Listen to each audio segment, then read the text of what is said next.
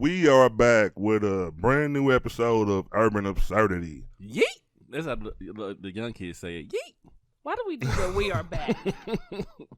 Because we be back. You know what? I thought about that shit too. I say that shit every show. We are. Like we've been on hiatus. We're not shit. going anywhere. You'll never know when this shit get canceled. That's why it's Okay. You're right. You're right. Tough times right now. Okay, you're right. All right, I got to introduce the man. We got a special guest today.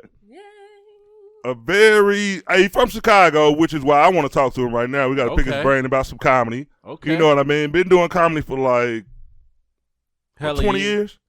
30. 30? God damn it. He said put an extra 10 on my stuff. Don't disrespect me. Man, extra 10.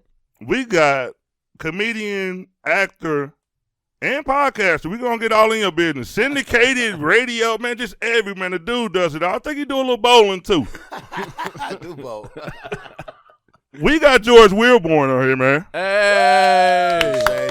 What up? Urban Absurdity, and that's what it is. Thank you so much for coming. These niggas is crazy. Thank you for having me. Just crazy as hell. Thank you for having me, guys. Yeah, we kidnapped him a little early. He been hanging out and shit. You know, the celebrities got here a little. Me and George was waiting on him and shit. I was here first, nigga. I was here for any of these motherfuckers. I helped bring all this shit in. These niggas, they just got here. This nigga know he want to be the star. He gonna be y'all problem right here. This one, 2 more motherfucking episodes. This nigga is gonna quit. He's already. Y'all should see the shit he walked in here with. He didn't have that shirt on. He representing right now. He came in with like some cheetah print. Throw that shit over here. Let me show you what this nigga. No, I took it off. I took it off. This nigga sashayed his ass. I'm out of here. I'm out of here. This nigga sashayed his ass. I'm not taking this. This nigga swirled his ass in. He floated his ass in here. And then sat down and had a sandwich. Yeah. With Brussels sprouts and shit, bro. This shit is ridiculous, bro. All kind of shit was soda. All kind of shit was chasing him and shit. This motherfucker climbing trees. This nigga was up in the tree when I got here. Oh, shit. I had Welcome to the Jungle playing when he walked through the door. Like, bro, this shit is getting ridiculous already, bro. Y'all got me fucked up. First of all, I thought that shirt was kind of cool at first. But I brought this shirt out. And that one is very cool. That's a dope ass shirt. That's the one you got on. Trying to throw y'all off. And that shirt is kind of cool. Thank you. Thank you. Kind of not, nigga, but it's kind of Exactly. Kind of cool mean kind of not. But I am glad to be here, man. Y'all doing a great job, and I'm fucking with you, but I mean it. So, you know, y'all just keep on doing what you're doing. I think you did great job putting this together. Black people, obviously, you know, doing your thing. You know, that's oh my God. You putting y'all stuff together, putting good use to the drug money that y'all you know, quit buying chains and shit. You know, buy some equipment. And exactly. Have a podcast, you know? Come up for something, right? Make a come up with your drug money. Yeah, got new T-shirts and backdrops with the drug money. This is what I'm talking about. You got to spend it right. You got to spend it right. The feds will never know. Laundering money through this motherfucker. Them niggas over there doing comedy and selling work. I don't know what the fuck going on. Yo, I'm ready to catch a show or bust their ass. I don't know what to do. I'm so happy you here, man. I told my parents about it, and they lost their mind. Shout out to my parents, man. I ain't gonna say their names, but they last Shout out to your parents. Yeah. What's your parents' name? Their last name is Carter. The Carters, thanks so much. They follow me or something. I'm about their age, bro. Right.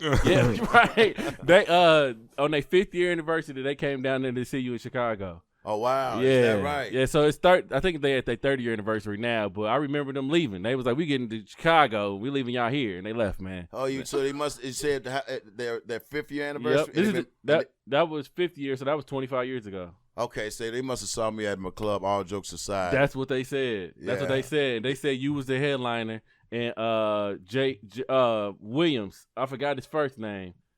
I think it starts with a J. J.J. Williamson. J.J. Williams. No, not J.J. Williamson. It was J.J. Williamson, bald head.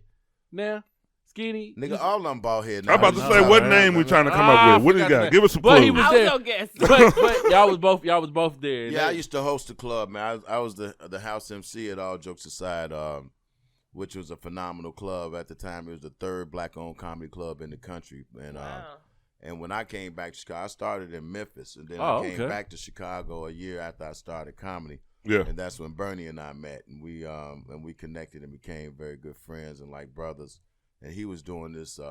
He was doing an open mic at the Cotton Club in Chicago on Michigan Avenue. Oh, and wow. That's where everybody came. You know, it was an open mic singers. That's where R. Kelly and his first group was MGM. They would be down there singing. Damn. And, you know, Cheryl Underwood. All of us came down as an open mic, but comedians didn't do. And Bernie was the host. Comedians wouldn't come on. So when I came, they said the open mic was on Monday nights. I went up there to sign my name, and when you walk through the door, the stage is right by the door. So Yeah. you know you got to walk right past Bernie. He was just picking motherfuckers off at the door. You just tearing motherfuckers up. It was Damn. just phenomenal to see back then. And so I'm like, hey man, when the comedians come up, you know, all these singers and poets and shit, you know, Malik Youssef, all them cats was all coming up. Yeah. So when comedians don't come up, I said, what you mean? He said, Holmes, you know, comedians don't want to, you know, follow me. I said, well, nigga, I'll follow you, bring me up. And so he brought me up, you know, and I started doing it every Monday, and we hooked up and then became friends. And out of 7 days, 5 of those days, I was over his house and he was over mine. Then we all just kind of grind together, me, Cheryl Underwood, Adele Givens. Oh, wow. All the Rodney OGs. Perry, yeah. Yeah. We had them all, Godfrey, all of the cats, man, that you know, came out, you know, back then. We just groomed each other. You know? All right, that was one of my questions, actually. I like Take us back to when you got your big break. As you said, House MC, at All Jokes Aside, 1992, right? Was that the About 92, yeah. Okay. I'm bad with years. Well, that's what your Like this Wikipedia nigga says. bad with sweaters. I'm the same way. I'm the same way with years as this nigga is with sweaters. Okay. I do. I ain't gonna never be able to wear my sweater no more. Ever to nothing. Ron should be getting a kick out of this because this is like the Bow Wow joke for him. Yeah, exactly. We're going to be on that sweater for a long time. That wasn't even a panther or nothing. That was just like a spotted. That was just like a spotted cat, nigga. That wasn't even a wild cat. Started to give your ass a salsa. I didn't know what the fuck. I would have shot it, but you know what I mean? That was back in my day. I started to get a nigga salsa of milk when he walked in this motherfucker. I knew I should have kept that shit in the car. I just thought you was gonna be more laid back than this. I just thought you was gonna go on 10. At 10. This nigga Turned up on your I ass. didn't know you was gonna wear that sweater, nigga. Nigga, you need to wipe your mouth like this. All right, but back to the question before I forget it. I'm old, man. I'm old. It's 1992, All Jokes Aside. You the House MC. Yeah. What was the climate of Chicago comedy like at that time? Like, who were the stars? Like, were you just introducing? Like, was it actual comedians or was this? No. It was nuts. The scene was crazy back then. There was no Def Comedy Jam. It was no BET Comic View. There was no venues or outlets on television. So it was live stand up. You had to be on stage. You had to be in front of people. So there was no black clubs. You know, you had the Improv. You had the Funny Firm. And for black comics, we wasn't, you know, getting booked in those clubs. You know, every now and then you would get very well polished and real refined black folks that would get the invite to those. Thanks, bro. Y'all got to spend the drug money a little better. What the fuck is this, man? All this money this nigga peddling and you going to go in the bathroom. What is this shit? But thank you, though. Thank you, though. That's why we can't. This is the producer, and we gonna give you a charge of the money? No, nigga, you gonna spend better than this. Come on, Robert. Oh my God! Extra had to be spent on the TVs. Everything's Robert's fault. Robert, the one that told me to wear the sweater. That's how this Robert. Let's make some budget cuts somewhere. Start with that nigga sweater. That's where he want to cut, nigga. So we be honest with you, man. We back then we had no other venues, so being on stage was it. And that third black-owned comedy club in the country, by then, you know, that was premier stuff. So comics was coming through. Everybody came through. Cedric Entertainer, Steve Harvey, Chris Tucker, Monique. All of them came through this club because this black club that paid well. Okay, that's a plus. And that the club was just beautifully made and built out. Mm-hmm. Drinks was good. It was our shit, you know. And so comics knew, and the audience, they were, you know, well trained. You know, they knew to come to laugh. And this a tough Chicago audience, so they're not just gonna laugh at anything. So you had to be fucking funny. And so, you know, that's what it was like. It was no superstar. Kind of had an Apollo vibe where they booing people in there. No, not really. It wasn't. It was not Apollo vibe at all. You know, it was no booing and disrespect. It's just, nigga, if you wasn't funny, you know, motherfuckers wasn't laughing. Sometimes that could be even worse. That's worse than that the could boo. be worse than the boo. You don't know when to leave. Absolutely, Right? niggas get booed all the time and still do comedy. Exactly. I would rather somebody come get me to get me off, opposed to me just having to stay there and wait till my stuff ends. I was on stage one time and nobody laughed at all. They not one laugh. Not one laugh. Just one time? Not one laugh. I got off stage. Nigga look like every time. Well, I remember this time. I cried afterwards on this time. Did you wear that sweater? I didn't wear that sweater. You didn't wear that sweater. I should have wore that sweater. Should have wore that motherfucking sweater. Nigga, they be laughing right now. You wore that sweater, nigga. Or at least had an opening joke.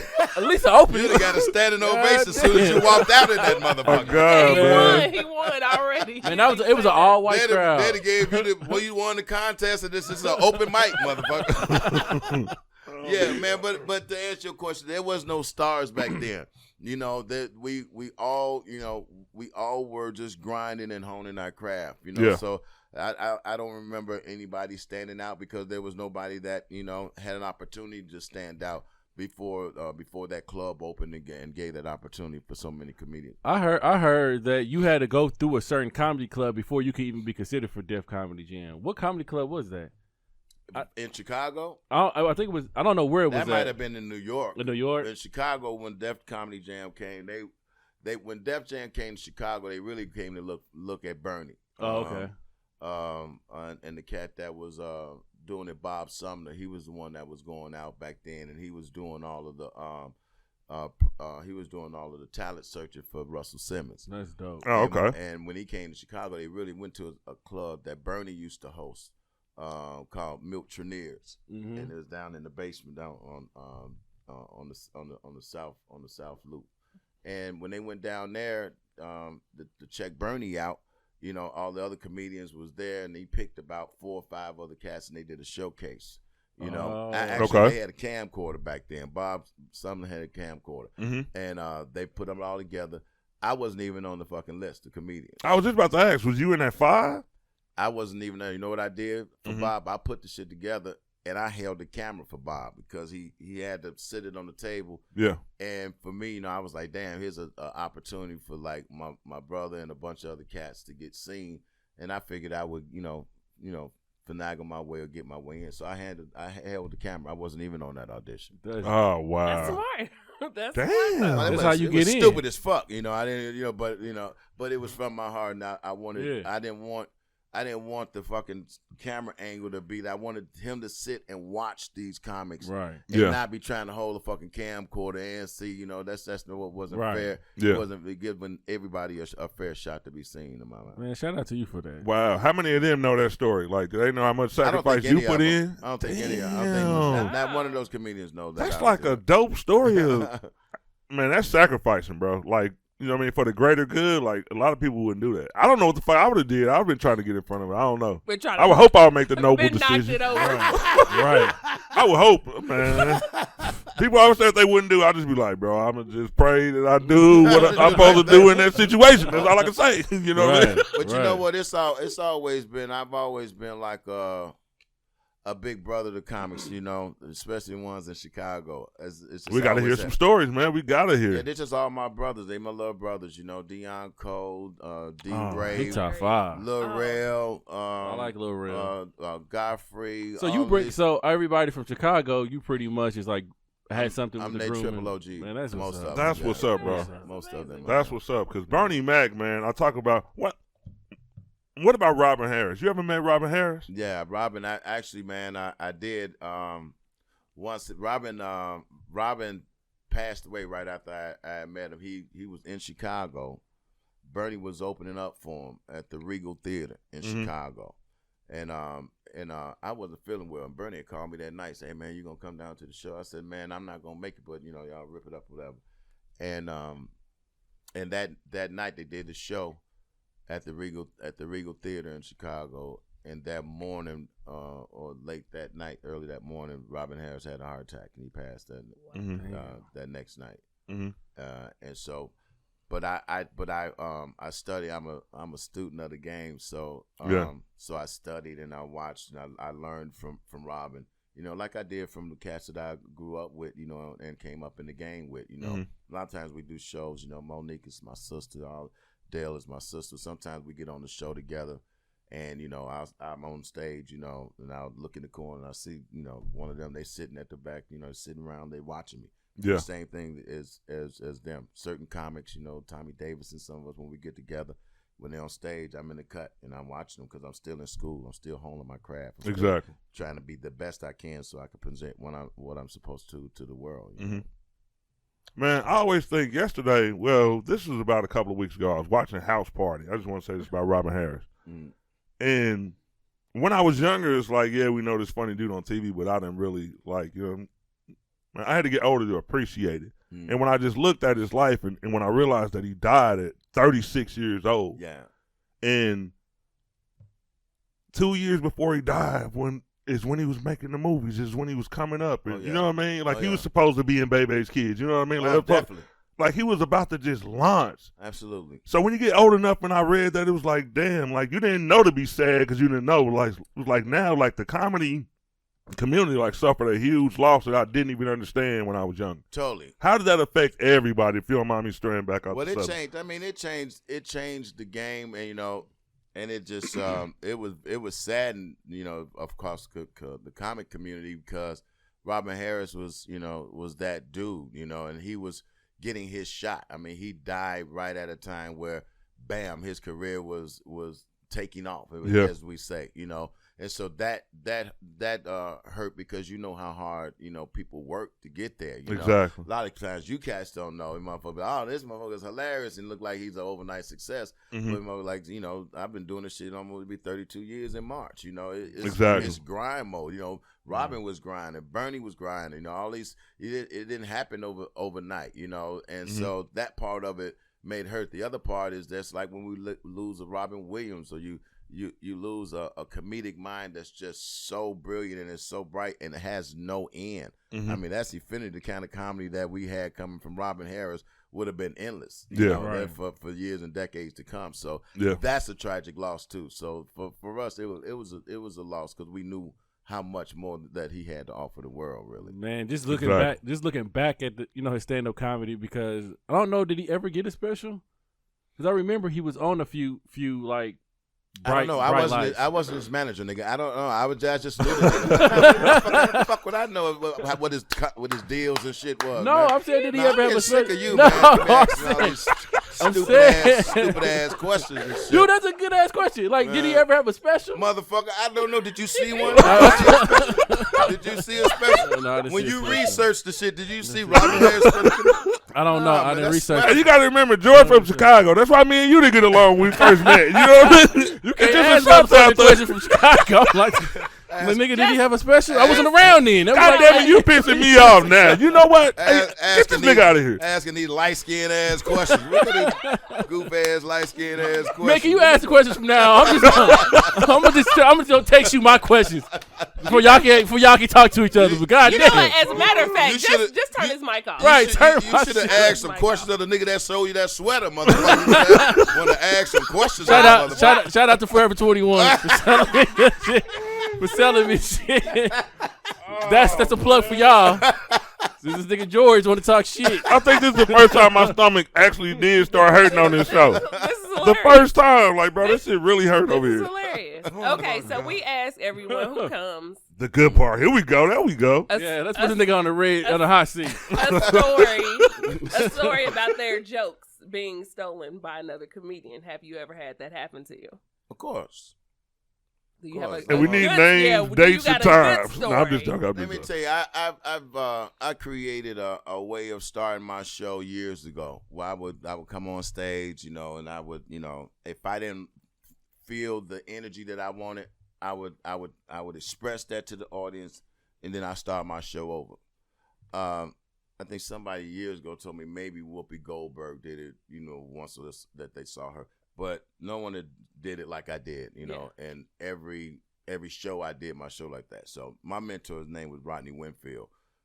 He was in Talking Dirty After Dark. He was in a bunch of stuff. He used to wear the old sailor cap, He talk real scruffy like that, y'all, and shit like that. Be like, God, look at this life game, motherfucker. He was saying something like that. Look at the sweat on this one. I think I know exactly who you're talking about with that impression. So I came up with Rodney. I mean, he was one of the people. Him, Ronaldo Ray, Sinbad. Those were cats that embraced me early in my career. George Wallace. They was like, they saw something in me. And Rodney told me that. He said, George, he said, every comedian in the world does your opening, including me. and that has happened, but a couple of times. But the way I write, it's almost impossible to steal my material. You could try to do a joke that I do, but I don't write jokes. I have an experience in my show. It's not. I'm not a joke teller like some comedians are a joke teller. This is what they do. They tell a joke like. Wonderful friend of mine, just a master joke teller. George Wallace is a master joke teller. Michael Collier is a master joke teller.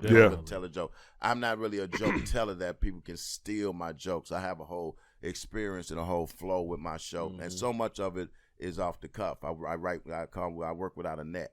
So much of my show and my performance is writing on the spot, because to me, that's the most gratifying for me, as an artist. And it's also, I think, the most gratifying for the audience when they know there's a joke and we fucking laugh at, right on the spot. It didn't happen before the end. We shit. It's like a fucked up sweater that happens. It's just, as soon as you see it, bam. Don't know that it's a fuck up, so we all laugh at it. It ain't like you saw the sweater beforehand. It's just like as soon as the sweater come in your eyes, you just bam. It's a spontaneous sweater. I tried to keep my composure on that shit, bro. I did not. Ride his ass. Just do it. Just fuck it. No, I love the sweater. So for me, it's people gonna tune in late. Like, what sweater? I can't wait till they tune in after 2 minutes. That motherfucker gonna go in the Sweater Hall of Fame, nigga. Hey, let me tell y'all one thing. Let me tell y'all one thing about it. Fuck it, give me the sweater. I'm about to put the sweater back on. Hey, let me tell y'all one thing not to get talked about. Let me tell y'all one thing bad about smoking weed is reaction time sometimes. He over here telling a story I'm deep into. What? Listen, all of a sudden this nigga done weaved in the sweater, and I'm still looking at him seriously like, what the fuck? Listen, I done put my head down as soon as he said sweater. It took me like 5 seconds because I'm high. I'm like, oh, okay. Hey, show my reaction as soon as he said sweater. I put my head down. I said, this motherfucker. Another story in the story. This nigga, man. I do. I swear to God, that's why I admitted it, because I was like, oh shit, he just switched to the sweater. Like, all right, my bad, man. The damn weed is too good lately. Hey, throw that shit away. Right in that bag over there. That bag right next to my cup. Throw that shit in his bag. Fuck that.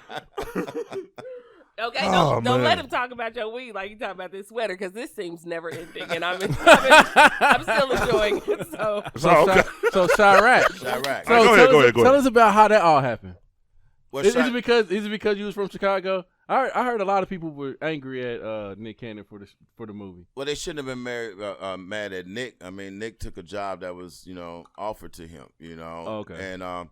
And no, I auditioned for the. Actually, I was going to audition for the movie, and I auditioned for some part, and then the producers called me back and said that Spike wanted to talk to me, and Spike Lee called me himself, and he said, "Look, I don't want you to do that part. I want you to do another part." Mm-hmm.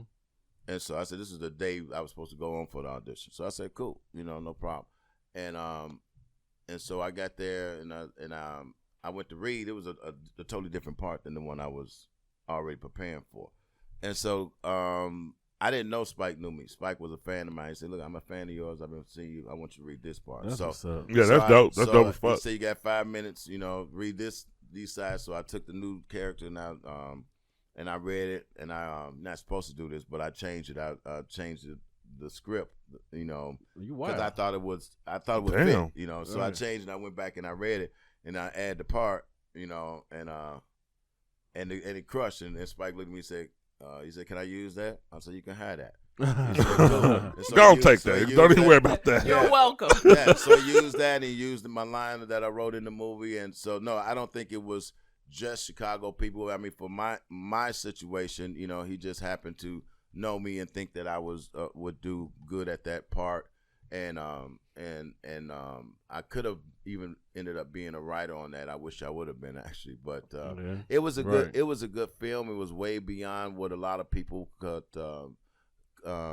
imagine because of the style that Spike decided to do this film in. Yeah. And it might be one of those films, like, you know, some years later people come back and realize just how good it was. Some people was upset that they picked Nick Cannon, you know, for the lead. A lot of Chicagoans were. A lot of cats, you know, people even I know that are close to me, they didn't care for the film. But for me, it's I was on the set with Angela Bassett, Wesley Snipes, John Cusack. The cast was so phenomenal, and I ended up, you know, connecting and making genuine friendships. You know, there were so many just stars and people that was in the movie that were genuinely great people, and I ended up forging relationships with that Chirac, even though it didn't do well. Yeah, I tried to watch it. I think I got halfway through it, and I was like, "Oh, okay, this is." It was too much for you. Yeah, it was when they start talking about the women withholding the pussy.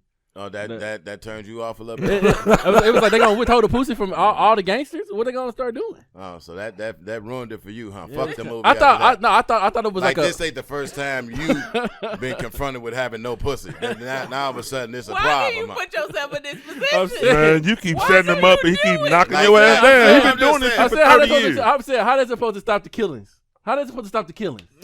If you'd watched the fucking movie, you saw how it will stop the killing. And I read about it. And people don't read the book. You gotta watch the movie. Oh, okay. Now I gotta watch the other half of the movie, man. One of the reasons, I'm not gonna lie, I'm like real stubborn. My grandma, she was telling me my whole life, you just like your damn hard-headed ass grandpa. So when it comes to Chicago things and Chirac and that title, like it might be a good movie, I don't even pay attention to it because I don't want to see certain things portrayed. Yeah. And it don't be right. Was it accurate? Because I didn't watch any of it. Not the first half. Not the first half. The storyline was accurate because you look at the violence, you look at the amount of deaths. You know, Jennifer Hudson was in that film. You know, it was hard for her to do that movie back then because her cousin had just, you know, her little cousin or brother had just gotten murdered. You know, and a few months prior to shooting that movie. So the violence was real, the message was real, and the attempt to come up with something that is so important to you that we think that could help you to understand that the violence has to stop was what the movie was about. And that is something that I believe to this day should happen. We got to find something that, you know, jars, you know, are the reality of just how destructive we're being to each other. You know, and I think that's what the film tried to do. What'd you think about The Chi? About The Chi, I think The Chi is it's not a show that I watch, but once again, it's some kind of I kind of feel like OG over here that, you know, I have such a love for Chicago. I'm born and raised, you know what I'm saying? In South Side, Inglewood, Woodlawn and Gresham areas. So I've been playing with house money for a long time. You know what I'm saying? I was never supposed to get out of my neighborhood. I certainly wasn't supposed to end up being successful and traveling the world, and been to South Africa 3 times, been to Australia, performed for kings and queens.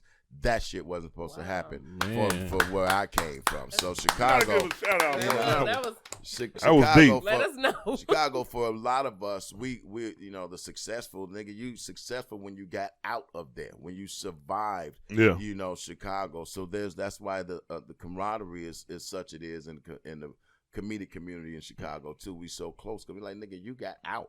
You know, and that is just not an easy or normal thing to do. That's dope. Yeah, I like The Chi, but I don't know what the Chicago's really like to even know if it's a good show or a bad show. So I like the fact that and nor do I, but I like the fact that it's spotlighting, you know, Chicago is shot in Chicago and it's portraying Chicago in better lights than what you always see on the news. Exactly. You know, motherfuckers need to quit fucking with Chicago, truth be told, because You know, it's a lot of other cities. Every city, you know, in this country have had problems and issues. And in this day and age, you know, we have to address them however we can, you know. Yeah. So I'd still hold my city down, period. You should have brought an Italian beef with you, but that's another story. Dip my shit, too. Next time you come through, oh, no. I need a pizza puff and all kind of shit. This how you look when you don't know what they're talking about. Hey, I put my order in a little bit. And some Harold's fries. I want some fries. You know what? Good. Hey, man, I thought it was small when my family used to say I would go back, and since I haven't lived there in years and years, I'm still on Harold. They talking about, no, it's Uncle Remus. It's Uncle Remus now. And I see a lot of people saying that now on social media, like about the rap stars. Yeah, I think Gilly the Kid was like, I was looking for some Harold. My boy said, I'm going to Uncle Remus. It's way better. Man. And he said it was trash. But I need to hear from the Chicago OG. Bro, let me tell you something. No disrespect to any other chicken facilitator.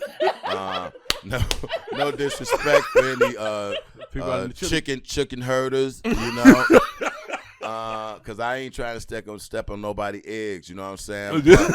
Pun intended. But the truth be, don't nobody fuck with Harold's. Hands down with that mild sauce. Yeah, with that mild. Oh man. There we go. I went to Atlanta. Is Harold's in Atlanta, right? Yeah, it's. I think it is one in Atlanta. I went there. They've been around a couple of different cities now, but you know. But the original is what's up. Yeah, nigga. Yeah, I'm gonna have to go down there to Chicago. No, what the fuck? You didn't believe me? No, I'm just saying they not all the same. What is your problem, man? What's your problem with me, man? Why would I lie to you about some fucking chicken, man? The man asked me a valid ass question. Was it Harold's or Remus? Here your ass go. Really? Is it, nigga? Nigga, I almost had Harold's. You ain't even had this shit. I almost went to Harold's. What type of nigga almost go to a chicken place, nigga? What happened? Why you even speaking on some shit that you ain't even had, man? I went to Harold's in Atlanta. I was saying, nigga, what do that got to do with anything, man? We talking about Harold's in Chicago. That's what I was asking. That's what I was asking. Was Harold in Chicago the same as the Harold's in Atlanta, or is it the original, the best? What the fuck you think, man? Do you think? You might not got the same owner. They might have got the owner must have left, went to Atlanta. I don't know. Why don't you go to Chicago? I'm gonna have to go to Chicago, but and compare it with the chicken that you had in Atlanta. You don't make me do all the homework, huh? And whatever you do, I can't do the show no more. I'm out. Go to Harold's on 87th. Okay, all right, I'm gonna tell you which Harold's to go to. Go to one on 87th Street and wear that motherfucking sweater. See, don't they fuck your ass up? That's what you ain't gonna get to the chicken, nigga. Wear that sweater. That's what I want you to do. They gonna find that sweater hanging from the post, nigga.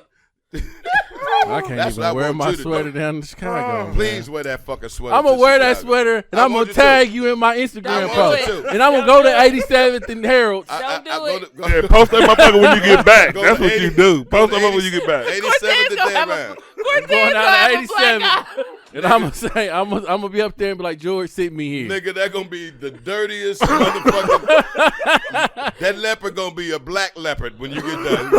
All the spots. Cortez gonna come back and with a black eye and be like, keep that pork steak going. Gonna be up in there, man. But the Harold's was good though, wasn't it? But did you get the fries? Oh my God. All right, before we get in our top fives, I got a question. A lot of people may know I actually found out the answer. I don't want to be one of them people be interviewing motherfuckers you already know the answer because, all right, this is a new game for me, but all right. Okay. All right. The stress reliever, that's your handle. That's what everybody knows you is. My question too. Where does that come from? And yeah. All right. I was doing a show in Chicago at the first, all jokes aside, we used to have a building, but we didn't have a liquor license. So we had a building across the street from the place that we ended up making famous. Yeah. Had big ass tables, hot chips, and flavored water because we didn't have a liquor license. Flavored water. But the place was packed, and it was one of the early shows. I think Jamie Foxx was the headliner, and it was some feature act that was on stage. So it's packed. I go up there. I'm hosting. I kill the crowd. I went back and I went to, in the bathroom, get myself together, look over my notes. Mm-hmm. I came back up, killed him some more, came down. The feature act, I brought the feature act up. The feature act went up, and he told whatever jokes. I was in the bathroom. I didn't hear what he said. Yeah. I came back on stage, brought Jamie Foxx up, came back off the stage and went in the bathroom again. I'm hype. It's crazy. This guy is in the bathroom, just bawling his eyes out, just crying, out of control. And so I didn't know. I just grabbed the guy. I say, hey, man, I don't know what's going on, man, or what's wrong, but everything's gonna be all right. He said, man, you need to tell these motherfuckers, about the jokes they tell. Some shit ain't funny. And I was like, hey, man, I don't know what, so the feature act of what had happened was a few weeks later, this is the time when Jeffrey Dahmer, the mass murderer, they was finding all of the bodies. And so this guy, his brother was the first victim identified. Wow. And him and his brother was very close. And so he hadn't been in the house. He wouldn't get up, and his family drug his ass out of the house and said, "You got to get out of this house. You can't keep, staying. It's gonna be all right. We're gonna take you to the comedy club." The comedy club, he came. I had him laughing and shit. The guy came on behind me, told a Jeffrey Dahmer joke. What I found out later. Wow. He told a Jeffrey Dahmer joke, and it didn't obviously go well. So it made the guy, go spin back into thinking about his brother. So then I told him, "Look, man, don't worry, man." I said the words, what I said, and then his family, his brothers, another family member came in and said, "Man, you're such a stress reliever, man. You relieved our stress tonight. You helped our brother, man." And from that, the name stuck. But it didn't come out of comedy or all that. It really came out of a really kind of tragic situation. But that's from that day on, I understood, for one thing, I never know who's in my audience, and I never know why they're there. Yeah. So everybody's not coming in the audience because I feel good and I want to laugh. Me and my woman having a great ass time. Yeah. And it's all good. Go see my favorite comedian. Sometimes people are in there not because they want to laugh, because they need to laugh. Yeah. And I never forgot that after that day. And I always took approach to what I say.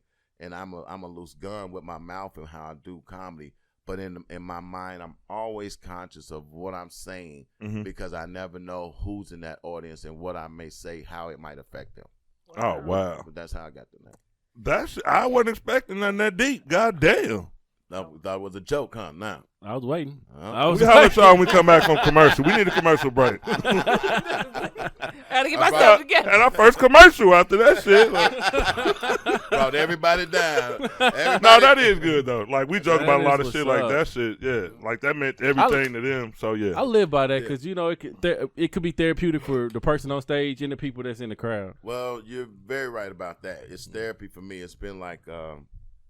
man, the pandemic has been a jail sentence for me and a lot of comedians. So, yeah, because this is not just that, because it's like what you just said. It's my therapy, right. And making people laugh, and making people laugh, and knowing that some stresses out of their life for a couple of hours, man. Yeah. That does something to you on the inside, it knowing that little bit, might, and it does something for you, and it helps your shit get stronger. So, it's like a good sweater. No, God damn it, no. I was waiting. Hey, somebody got to take a picture of the sweater after this show. Oh, that sweater gonna be famous to the motherfucker. The sweater gonna have its own Twitter page. Instagram. Selling on eBay. Yo, I'm gonna show up in this town. Hey, George, it's me, nigga. You gonna recognize your ass anywhere. He be like, "Come on, not today, bro. Look I'm at not this even motherfucker. You know how niggas be famous? Not today, bro. That was a joke. Why the fuck you get the sweater on? Not today, bro. I don't even fucking know who you are. Not today, man. What the fuck? Yeah, what sweater did this come from? You know shit about me. No. They ain't gonna know you next week without the sweater, nigga. Oh my God. Nigga showing up without this sweater. Yo, what we got the top five? Okay, We ready? Yeah, let's get the top I was just five. about to say, do we got to keep going? Or like, I want to have some fun. I want to hear it. Listen, I was going to go ahead and just let this ride. Okay, so we ask everyone who comes for their top 5 movies, funny movies. And funny movies? Yeah, funny movies. Oh, shit. But this is your personal top 5. Your you personal, whatever. No, I got you. Okay. And top 5 comedians, but we'll do movies, whichever one Of you all wanna do. time. Of all time. Yeah. The Chicago OG, I want to hear it. Man, this is going to be exciting. Right. This shit going to be good. Top 5 comedic movies.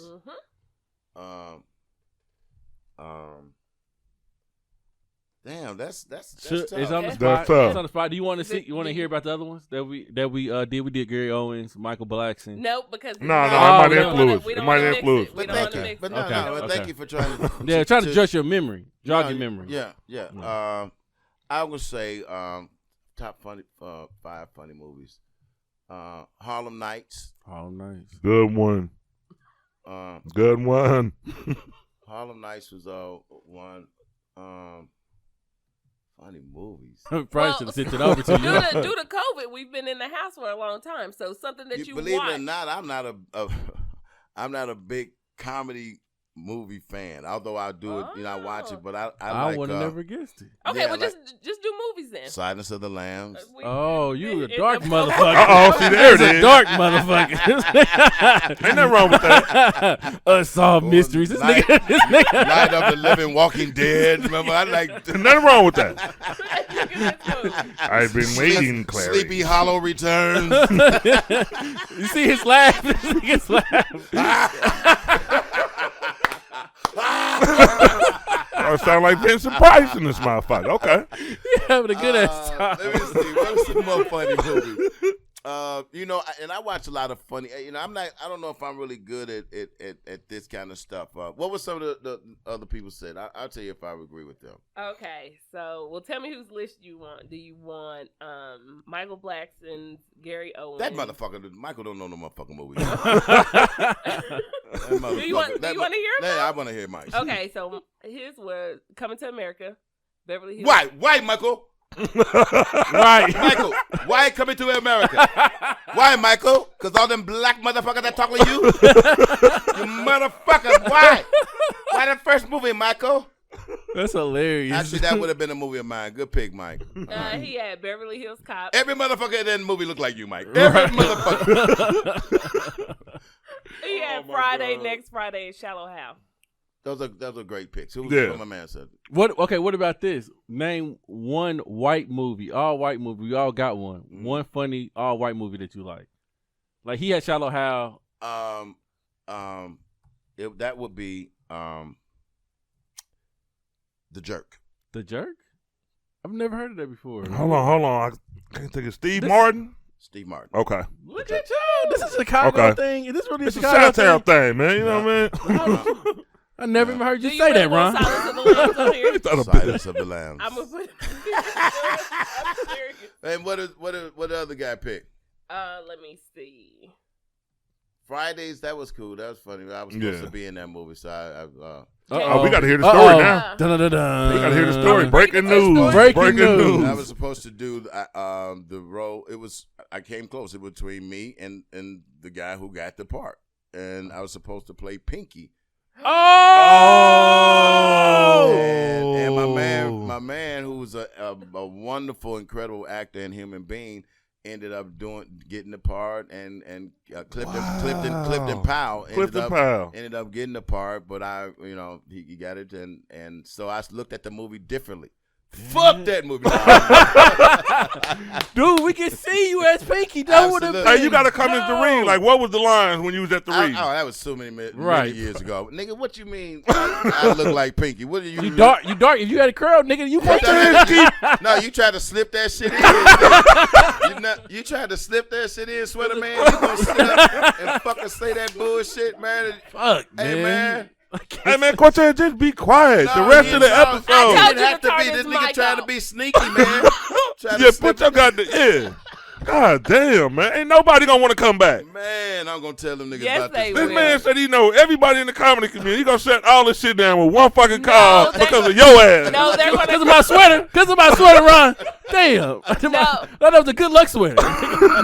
Now look at you got the fucking podcast shut down. God damn. Motherfucker. He's gonna tell them to come back so they can just talk about Cortez. I'm gonna get a brand new sweater. That shit gonna be better. That shit gonna be better than any sweater you ever fucking seen. New and improved. It's gonna be velvet, nigga. It's gonna be a velvet fur on the collar. You got fur on the man. All right, I got a question. Dope ass sweater. We're not done. Oh yeah, come on. Oh, okay, my bad. We're not done. Okay. Movie movies. You still have 2. I still got 2 more comedy movies. Mm-hmm. Okay. Or just movies. You say you don't really do comedy movies. Yeah. Somebody gonna roast your list. Can you imagine like the next celebrity? Like, what did he pick? What George? I will read this. That's fucked up. I will read this. Y'all snuck me with it though, because obviously I know. Okay, so we'll leave it. We'll skip it, and we'll come back later. Yeah. Can I come back and change? But think about the comedians too. We want your top 5 comedians of all time. I mean, we know Bernie gonna be on there. And Bernie is on there. Yeah. Top 5 comedians: Richard Pryor. Okay, he said this one's not hard. He said, I'm not fucking around right now. Bernie Mac. Okay, who else?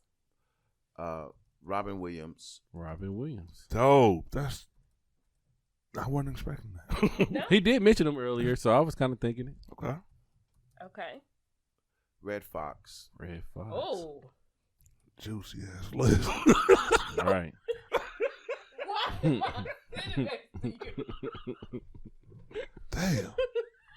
Damn list. Like the list is a thing. This is a list right here, boy. This is really good. He ain't finished. He probably debating between 2 people. Now the movies. Yeah, the movies are hard. Yeah, we know. It's okay. Right. And I gotta do this. I gotta say this definitely. Oh shit! Believe it or not, put some cheese on this one. It's old as fuck, but gotta give him homage to Mom's Mabley. Oh wow! Oh wow! All jokes aside, you're gonna have to school me a little bit too. I'm starting to hear the name. I was just watching Dolomite, and he said, "You remember the scene where Eddie Murphy was like discouraged? His boss wouldn't let him go up there and do none of his act." Right. He was like, "Man, I got some shit to offer. You acting like a mom." You know what I mean? Right. So I'm like, big comedians say that, we should probably find out who they are. Yeah. You know what I mean? Yeah. And I'm guilty of not knowing. Why her? Just because of the historic, triumphant, groundbreaking, and bravery that she had. Not to mention she was phenomenally funny. But when you think about the times in when she was doing the material that she was doing. Mm-hmm. So I'm a comic that I'm very willing to take risk in expressing my comedy. Mm-hmm. And so I always attract to comics, who are not afraid to speak their mind. Dave Chappelle's and Mom Mabley's and Bernie Mac's and some people who are just unapologetic in how they approach their comedy is how I learned how to hone my craft and how I learned some of the history of it. Yeah. And I have a huge amount of respect for those that came before me and paved the way. I've been taking care of my family, for a very long time, and the one that I don't have no more, the ex-wife and people that I care about. I've been able to do that through comedy and through being able to make people laugh. And some people like Mom's Mabley and some of the people I just named on that list, not only was just phenomenally funny, but I wouldn't be here doing what I'm doing without them. Exactly. Okay. Amen, good brother. list. That was dope, man. All right, 2 more movies. All right, comedic movies. All right, I'm going to give you another funny. Listen, I'll give you... give me some hints. Let's see. One had Life on there. JJ had Life, 48 Hours. 48 Hours was fucking phenomenal. Hilarious. The Hangover. Hilarious. See, real comedians know how to answer this question. Yeah. Boomerang. That was mine too. Who said that? The white boy. JJ. That's my little brother. Yes. And yes. His last was I'm About It. Oh my God. I'm about it. Hey, that was JJ's answer. We need to make a. I'm about it. That's what he said. I don't know why he chose it, but it sounded fun at the time. Listen, we need to do the camera where everybody says I'm about it. I'm about it. Yeah, because everybody is like, ain't nobody say that shit. Let me see it. Hand me your computer. No, he didn't. Who was in there? And that was number 4. That was Master P's joint. You remember that? I don't know who was in it. I know Master P made that mom. Oh, yes, I remember. I'm about it. Yeah, about it. About it. I understand. About it. Oh, you mean about it. Why did you just say that? Like, that was one of my favorite movies. I watched that over and over again. when I'm down, I'll be like, oh, shit, I'm about it. This is how I'm going to put down. Pull me right out of my depression. That's all. I hope everyone makes jokes about it one another just based off this podcast. I always motherfucker going to say the movie they was in. And I'm about it. Yeah. Y'all saw it. Ain't nobody ever ate no popcorn watching I'm about it. That shit just happened to be on. Nigga, you premature graying, nigga. How did it get gray already? This is, nigga, 22 years old and gray. 22 years old. What kind of life you living? Obviously a stressful life. It was fucking stressful life. As fuck. Yeah, his shit got stressful. I'm older, so I mean, I'm older, so I got, you gotta look at niggas young looking old as fuck. How old are you? 32. 33. 33. Yeah. Damn. 33. Look at that. I miss my damn 30s. I'm old, I miss them. I'm old. Oh, look at but I'll tell you something. 33 years old, I'm not trying to pump you up or nothing. For 33 though, but you look much older than that. You look way older than 33. Nigga. How your hairline receding at 33? God damn. And you got the nerve to hit it with that little sponge. You be leave your hair on, nigga. Don't be curling it up. You better pull that shit forward, nigga. Don't be pulling it back, nigga. Whatever you do. Yo, next time I told you I didn't want to sit fucking here. I said that after the last show. I don't think it was the seating. It was the sweater. My sweater over there. You know what? You could have sat over here. Because I liked you the best when I came in. I was like, me and this nigga gonna hit it off well. So she got a point. You got a point. I didn't start disliking till I looked real good at that motherfucking sweater.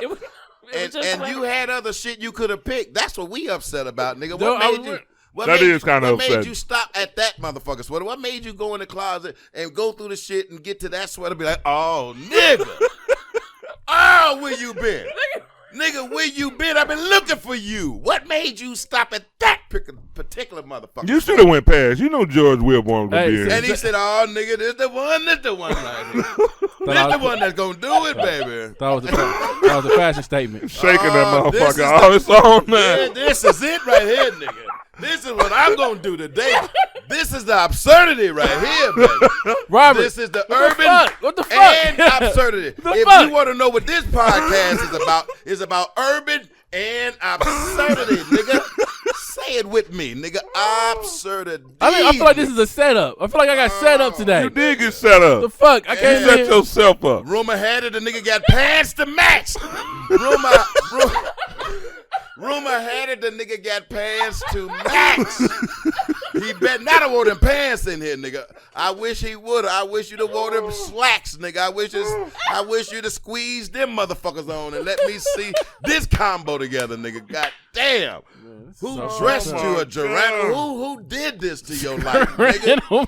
I can't do this. I can't do this. Whatever you do, break up with that bitch. Why would she let you leave the house looking like this? This is ridiculous. I really can't do this, bro. This ain't. Look, man, we trying to interview you, nigga. Don't be trying to kill us. You trying to kill us. Yo, this is karma like a motherfucker. We just talked about Robert. I done talked about Lil Bow Wow and Romeo. Yeah, now look at your ass. You your time blasted. coming. Your time coming, B.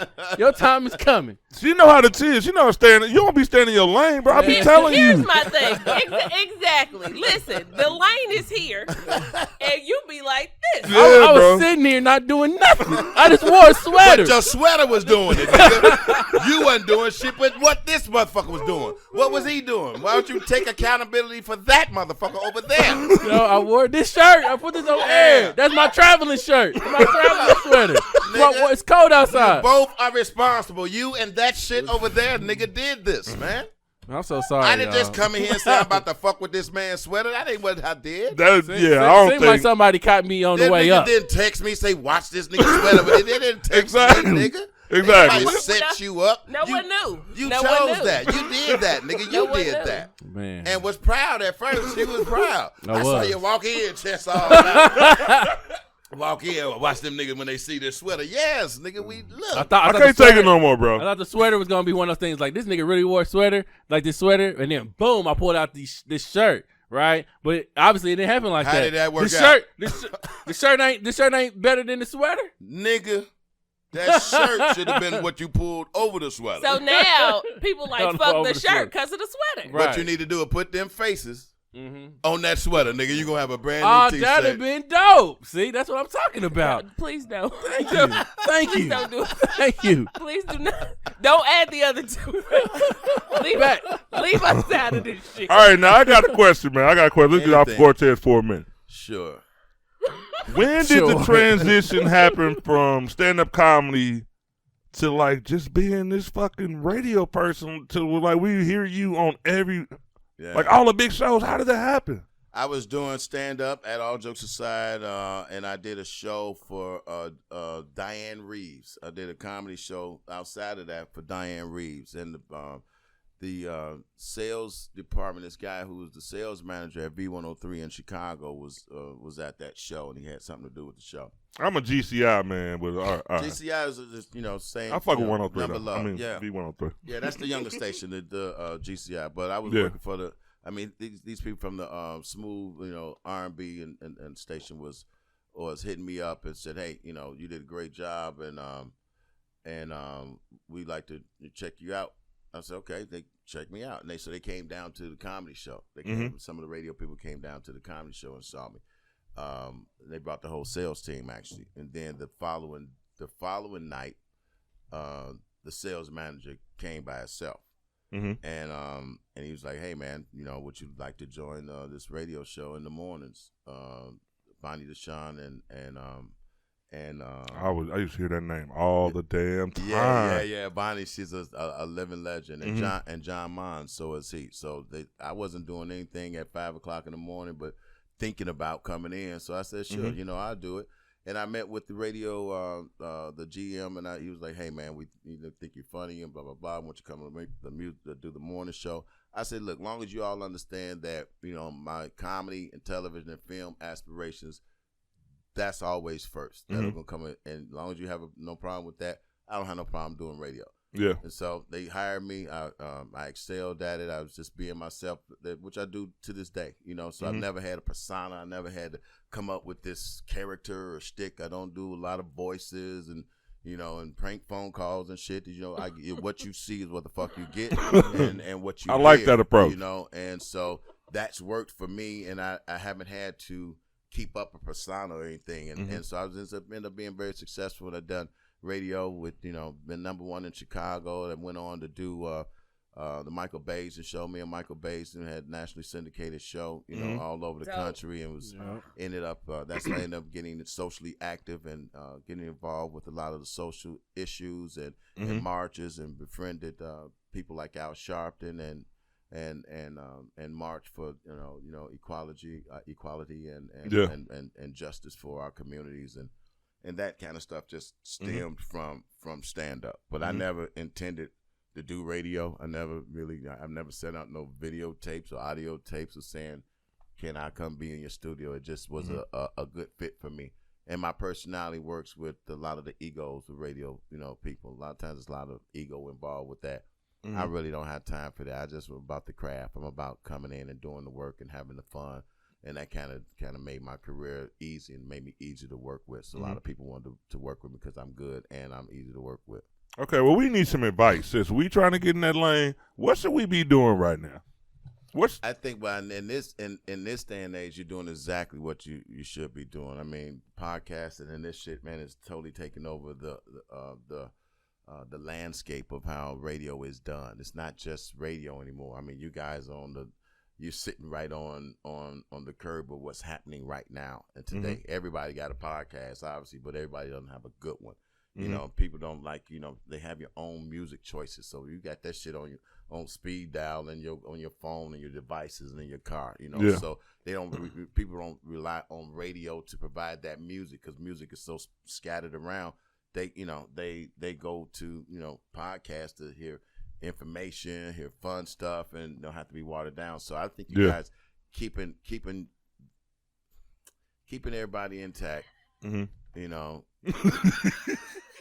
everybody intact.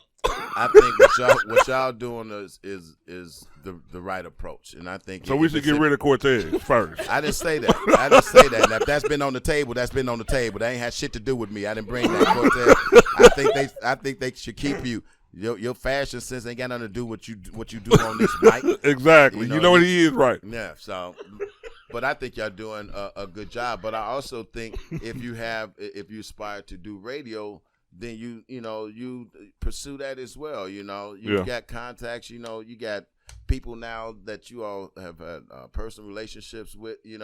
Don't be afraid to utilize that. Just understand when you utilize it, don't fuck it up and go for it. Mm-hmm. Yeah, I thought about that this morning. I was like, man, you know what? I've been in contact. We've been in contact with some big people, but I ain't gonna call none of them. I'm gonna wait until we get our weight up. Hey man, I feel got better a with gang that. Of numbers that I got everybody's number. I ain't never called them, asked them niggas for nothing. Yeah, that's the best way. I have so much love and respect when it's somebody else's turn. Rodney Winfield used to tell me, man, you get your turn. Everybody get a turn. Yeah. This whole thing is about longevity. If you hone your craft and you really, really serious and you stay in the game, you're gonna get your turn. Yeah. And I believe that. You ain't got to step on nobody. 95, 97% of the comedians, and white or black, I have a fantastic, great relationship with brotherly, sisterly relationships. Yeah. I'm proud of everything that Lil Rel is getting, and D. Ray and Corey Holcomb and Deion Cole and Damon Williams. That's my cousin. I do have a great deal of respect and admiration just for where I am and where I'm trying to continue to go. Yeah. And Chicago had a huge part of that and all of that. Now you know what we want to do on this show too. What do you want to do? At first, it wasn't even our goal because people will soon find out we got a dope chemistry with just us three. Mm-hmm. But we never realized that when we were interviewing people, you think hey, you bring the big names on there, they get some eyes on you. But then when you start hearing these fucking stories and start realizing that, hey man, you building something within the comedy community, that would be a dope place to be because that's all we do on the show is laugh and we respect the hell out of y'all. And just to hear these stories, and it's kind of leading to my question, this is how I'm looking at the comedy game now. You got these, you got big names, you got some names that are kind of you may not know. But no matter who we talk to, everybody in the comedy game respects each other no matter how big or how small they are.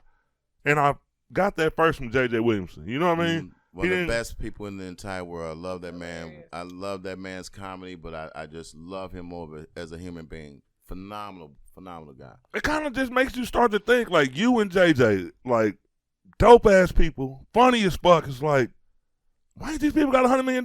Why is it only certain people that go here and go there? I want to know. I don't know, and I don't know. I ain't say you don't have $100 million. No. That ain't what I'm saying. No, I don't. Nigga, I don't. If you do, let us know. I don't. Just let us know. But to answer your question, man, I don't know, and it does seem that way sometimes because as you go through it, JJ to me, he's just phenomenal to me. But he didn't just get phenomenal. This nigga been phenomenal for decades now. You know, and it's cats like that. Myself included. I like to think that having gotten the name recognition or we're anywhere near being household names, but the craft and what we do and what type of people we are, that's more important than anything. Mm-hmm.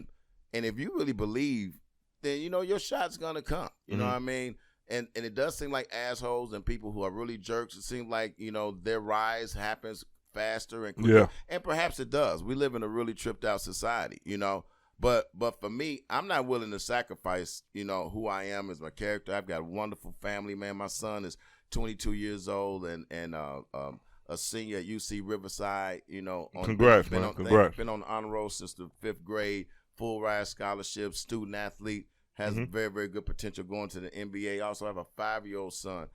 From my new relationship, my new relationship is just as important as the one that was before me. So my 5-year-old son needs me to be as focused and needs me to be as kind, needs me to be as grounded as my 22-year-old needed me to be. Exactly. And with that, you're gonna have to have some character. You're gonna have to not be willing to shit on people in order to for your shine to rise, and for your star to shine. So I think people like the ones you're mentioning, man, we're just willing to do whatever it takes until our time comes. But if it means I got to be an asshole and treat people like shit in order to become successful and to get a bigger name and a bigger check, I'm just not willing to do that. Yeah. That's dope, though. That's dope. And a lot of people will sell anything they got to get there. You know what I mean? Of course. Instead of, there's a price to pay after that. I'm not willing to pay whatever that price is because I believe in my Lord and Savior, and without God, I don't have anything. I give all the credit to anything I have and everything I have, yes, sir, including the breath that I'm using right now, to the Almighty. So there's something I got. It's somebody I got to answer to beyond all of y'all, no matter who it is. From my mama, rest her soul, and to my woman and my children and people who help me feed my family. I got to answer to somebody other than all of y'all. Exactly. And that I don't want to mess that up. I want to make sure I can answer with some good answers. Now, it seems like you've definitely made a great name for yourself in the radio field because, like, from Doug Banks to Michael Bazin to the Rick and Sasha show, these ain't little shows. No, not at all. You're on a little-ass podcast right now, but you be doing big shit. So, like, it got to be something, like, the relationships you built, like, you must really, like, hold your end of the bargain up. You know what I mean? Like, you must be a dependable brother to keep working. I am a dependable person, and shit, I'm not flawless. I tell people all the time, you got to accept me, flaws and all. But younger in my career, I made mistakes that I learned from, and I was willing to hold myself accountable for the things that I did and choices I made. It's like no one made him wear that sweater. It's his choice. So I have to be willing to accept. I have to be willing to accept what I did, and I was willing to do that. So don't really leave. Don't leave. Nigga really left. You better not put that fucking sweater back on. So for me, I was willing to make the choices that I made and be acceptable of my shit. If you can't accept, hey man, sit your ass back down. We record the show. If you can't accept what you choose, then that's on you. You know what I mean? So I've always tried to align myself with the things I've chosen. Hey man, get your light skinned ass. What happened to the Michael Bazin show?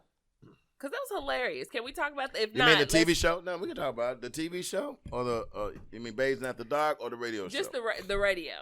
I heard it one day and then the next day. Sound like Bazin After Dark is going to have a juicy answer. Right. But no, well, I'm used to, I listen to the radio, so. No, go ahead. It's your question. My bad. Let me say this. Radio people and people with their own shows, and you're right, I work with Doug Banks. I've worked with I'm now going to start working with Frank Ski and Nina Brown. I'm going to do some features with them, who they're huge and wonderful radio personalities. And Michael Bazin was one of the most incredible radio personalities I've worked with in how we did radio. But I think personality-wise, there were some differences, and there were some things choices he made that when your name is in the show, then the choices you make, you live with. And anybody that's up under that, you either, reap the benefits or you suffer the consequences how that person goes. Yeah. I mean, that's the downside to being, a co-host, if you will. I don't like the word sidekick because it's not even applicable for people who are bringing some value to a show. Yeah. So I think that whatever choices he had personally for his radio career, they didn't mesh with other people in the business. Yeah. And radio is what it is. No one's bigger than radio. When you get that, when you get that big, then you'll get paid like Howard Stern or whatever. But yeah. Yeah, we coming for them kind of checks. Yeah. Just a smidgen of that would be fine. My God, right? But so Michael made his own choices, and I never really say any. I don't really have anything bad to say per se, except that that ran its course. I believe. Yeah. Understandable. Understandable. All right, I watched the video on YouTube, and it shows the actual moment when you joined the Rick and Sasha show. Like where they were introducing you, and you couldn't say shit because everybody know your motherfucking voice. Right. Because I just tagged the post, like, let everybody know we were doing the show, we had you on. And the first thing I saw before I moved it up, I love his voice. So, those are going to be there. Mm-hmm. But I want to compare your story to Cortez's. Wow. All right. The reason... Like me and Bianca, we started this podcast, bro. We used to be at my house. We used to be at the kitchen table doing this shit like once a week. You know what I mean? Okay. Snow, rail, hail, sleet, everything. In the kitchen. Mm-hmm. And it was small. We were only on audio, didn't have no video. And one of the only people that would comment on our podcast was Cortez. Oh, wow. Okay. He would be listening to the show and just comment, like, having a cool time by himself, and I would see it, and I would be like, our listener. Yeah. Right, just one. Yeah, we got At least this one. motherfucker's a fan. So he started. I love our listener. So we had our one listener come on the show, and then we added this motherfucker. So all right, Now they ain't got no listening. now we ain't got nobody listening. No one's paying attention. You know what you got to do? You got to fire this motherfucker. I'm back to a goddamn listening. Here it tells him and that sweater, get the fuck out of here and get back to listening to the show. We had no comments on that wall since this nigga joined the show. Like, that was the last comment. So what, like, in your opinion, what do you think made you appetizing for them to say, okay, let's bring him to the show? What do you think that you bring to the show? Because, like, you know what I mean? Probably, it's a big show. Probably my recklessness. Probably my honesty. Mm-hmm. I'm a very honest person, you know. Y'all smell it? And never mind, go ahead. I thought I was tripping. I started checking my pockets. Did I bring that motherfucker? Did somebody fire that shit up? Yeah, like, what the fuck? No, I'm just getting prepared. Like, Oh my God! Did you move your crotch or something? Were you hiding this shit? Did it heat up? Do you have it? What is happening? This shit heating up in between cleavage? You got this shit in your titties? What is going on? Where's it coming from? It is not cooking in my brassiere. Hey, warm this up, Yannicka. Warm this up real quick. This shit came out of nowhere. No, if I listen, warm it up. If I put it in my shirt, it's cooked. I don't know Hey, what about that ain't that Reggie. I can tell you that.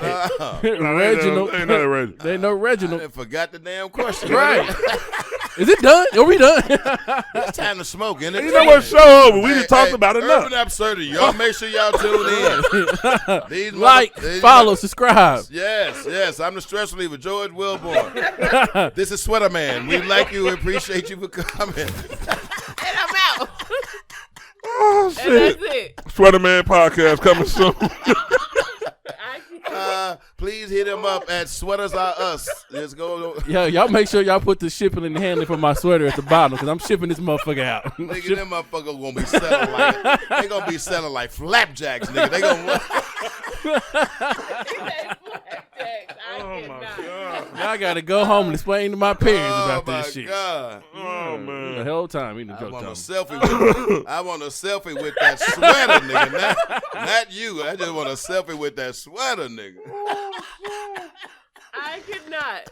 Okay. Man. Somebody else come on with the last question. I forgot what it was. I don't even care no more. I don't fucking care. That's it. Why should I care about some shit like that? And we're out. The whole interview has just been dope. Two more movies. We gotta wrap. All right, we gotta mark the movies. All right, up. okay. The funny movies. Do you really want Silence of the Lambs on here?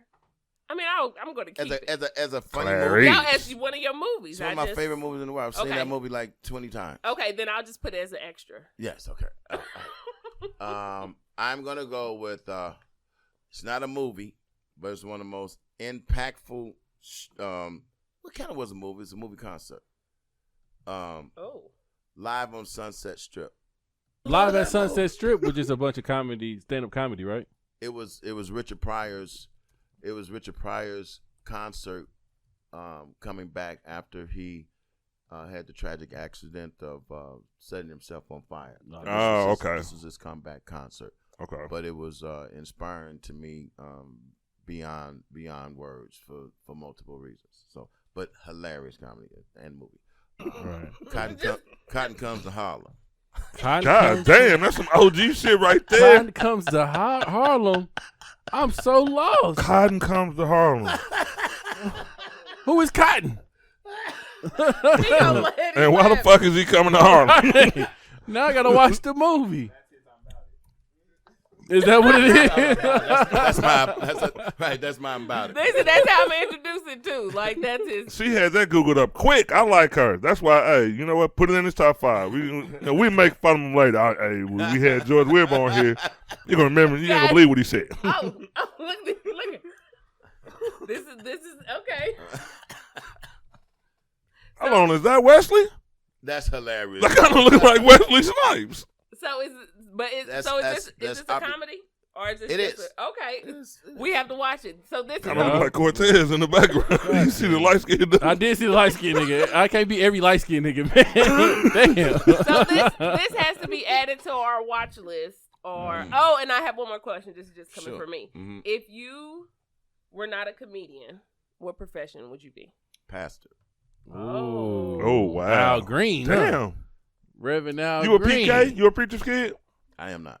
Oh, okay. My dad left when I was 2 years old. I was raised by my mother and my grandmother. Hey man, I'm gonna say this. I gotta throw the man his flowers before we get out of here. Okay, people, where can we find George? Where can we find you at? Where are you? Instagram? Where we at? Yeah, man. The Stress Reliever is my IG. You can find me at the Stress Reliever or the Stress Reliever, depending on what school you went to. You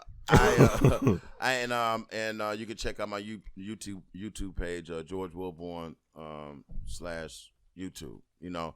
Dope. And I'm not, I do want people to follow me because that's the new age now, with the social media. But I am an old school cat, so I'm not on there like some of my Yeah, I noticed, nigga. Cats. I hit your ass up on Instagram like, all right. Yeah, I don't. He ain't been on here in 3 days, nigga. Yeah. I go days and days without posting whatever, but that's just who I am as a human being, Yeah. And the level of privacy I like to try to keep with with me and my family. But I do want you to follow me at the Stress Reliever, and subscribe to my my YouTube page, George Willborn. Well, y'all make sure y'all follow George. I'm gonna be tagging the fuck out of him, man. All of the promo, Instagram, like Facebook. I got over 1 million followers, man. So no doubt. I mean, I ain't playing around. You about to get some followers. I appreciate y'all. Make sure y'all share some of that love with everybody too. Follow Bianca. Follow Cortez. Please. We might even set up a page for the sweater. You never know how we get down. We will set up a page. The sweater will have an IG. We got to, nigga. We got to. That motherfucker gonna have more followers than us in 2 weeks. Nigga, I guarantee you. Shit like that, dude. Take off. Robert, write that shit down. We gotta get this ready. It's gonna hit 1K after 2 hours, probably. Yes, probably like 2 hours. Nigga. Y'all make sure y'all donate to the sweater fund. And after you go ahead and send the friend request to the sweater, whatever we'll name it, remember to like, share, and subscribe. And if you want more content from Urban Absurdity, just go ahead and hit the bell. Shout out to Robert too for them dope new pop-ups on the show. I felt good. I felt like I was watching somebody else's show. Like, look at that little. Hey, I was writing the times down. Like, Tasha, come in. Here come one right now. Robert dope. All right, get about 30 seconds. Here come. It's almost, there you go. I was excited. He deleted about 30 minutes of the show, though. I don't want to talk about that. That's a whole 30 minutes of Robert. He deleted. He condensed that shit down to 5 minutes, man. Oh, you know what? We'll talk about that in the meeting this week. What I do got to say. 08 to 13. This nigga gone after that. I got to check. I want to delete his things. Man, he looking at you like, here, slap you with the Bible. Look at him. Hey, man. I got that. I remember everything about that. Man, let me wrap this shit up. I'm sorry, Robert. I never know they was going to talk about me today, Robert. I'm sorry for us talking about you. Never talk about you again. I believe in karma now. How does nigga want to talk? I'm trying to wrap this shit up. Wrap it up, B. Wrap this shit up, B. I just want to say, man, shout out to George Willborn for coming through and just blessing us with like some wisdom, some game, man. Just talking to us, keeping it real with us, even though we little fish. We'll be there. We're going to see you soon, though. Like, we're going to remember all the people on the way up that came and fucked with us because they didn't have to. You really reaching down. It's room for y'all, man, and we welcoming, It's room. Don't think it ain't. Man, I tell all the celebrities when they come through, you ain't got to worry about me calling you like, hey, you know what I mean? Ain't none of that because, like, here's my plan. You meet these people you respect and shit. You get the numbers and shit. And then you build up and they be like, oh, I know that nigga. That's what we want to do. Yeah. You know what I mean? Sure. Like, we want to, but it's the utmost respect because y'all inspiring. Just knowing, like, y'all have no idea. Like, we've only been in a couple of months, but just to be able to make things like this come true and y'all actually come fuck with us and shit, because these are people, we see y'all on the big radio stations. We see y'all on the big TV shows. So to have y'all come in and bless us with this love, it's just dope. It's real dope. I got nothing but love for y'all. I got nothing but love, and you got a good show, and I got hope nothing but top things. I hope nothing but the top things happen for you as a show. Seriously. And this comedian list is just amazing. I just have to look at it again. It's one of the pretty. That Chi-Town list. That's that Stony Island, Cottage Grove. Oh, you know it. You know the thing about it. No matter how big we all get or what your aspirations are, and I hope we all achieve them. Mm-hmm. You know, I've always wanted success. I always believed that God had success for me just from a very small kid. You know, and my upbringing and things that have happened, I knew God had something special for me. Mm-hmm. So it's about me keeping the faith in that. Mm-hmm. But I used to say I'd rather be rich than famous. You know, I'd rather be able to take care of my family and stuff like that. Mm-hmm. And I'm very sometimes you can be almost too humble. I almost got into a point where I was too humble in my rise, but I have to be humble to my father. You understand? Yeah. So that's what trying to find the balance of that is very difficult at times. You know what I'm saying? Because I never wanted to be a star. My first special that I ever did, a comedy special that was on TV One, it's called "I Don't Want to Be a Star." Which, putting that out in the universe, I sometimes years later was like, man, maybe that's why I hadn't had the level of success because I put that word or didn't put that into the universe. But I didn't. I don't want, when I say that, I want to be successful. I want to be at the height of my game. I want to be able to have riches beyond my wildest imagination. Yeah. But I don't want to be a star necessarily. Mm-hmm. Yeah. You always be careful about how much you want to be a star. Mm-hmm. Because star spelled backwards is rats. Oh, shit. I didn't see that one coming either. I'm just going to congratulate you one more time for coming through, blessing the show. I messed my mic up. But we will see you on the way up because you there. You definitely doing. Congrats on all of your success, everything you've done in the past, what you're doing now, what you're doing in the future. Hopefully God put his hands on it and he blesses you, bro. Thanks for coming through. I appreciate it. Thank you so much.